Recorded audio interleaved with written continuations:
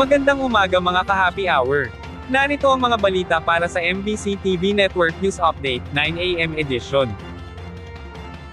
Meralco, magpapatupad ng 64 centavos na taas singil sa kuryente ngayong Hunyo. Inanunsyo ng Meralco na magkakaroon sila ng taas singil sa kuryente ngayong buwan, na may dagdag na 64 centavos kada kilowatt hour. Narito naman ang mga sumusunod na consumption at power rate hike.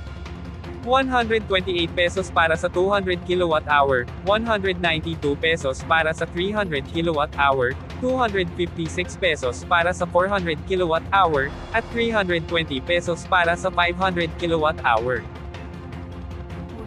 Samantala, sa MBC TV Sports, Celtics, napanatili ang winning streak, 3-0 na sa serye versus Mavericks sa NBA Finals. Ipinahiya ng Boston Celtics ang katunggaling Dallas Mavericks sa baluarte nito sa Dallas, Texas.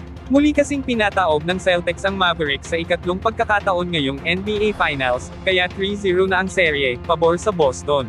Maagang umarangkada ang Dallas sa unang quarter pa lamang, kung saan gumawa sila ng 31 points, habang 30 naman sa Boston.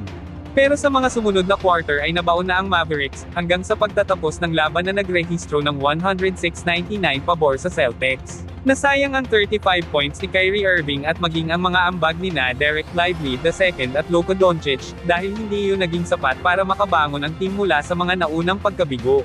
Gaganapin ang Game 4 sa araw ng Sabado, June 15 sa home court pa rin ng Dallas. Kung aabot naman sa Game 5 ang naturang laro, maghaharap sila sa June 18, araw ng Martes, sa home court ng Boston.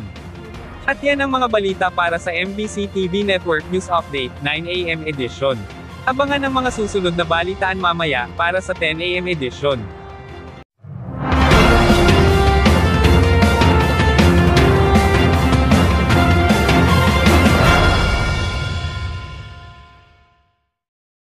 Mga ka-happy hour, kung gusto mong manood ang mga balita sa MBC TV Network News Update, mag-subscribe sa aming YouTube channel, i-like ang aming Facebook page, at i-follow sa aming TikTok account.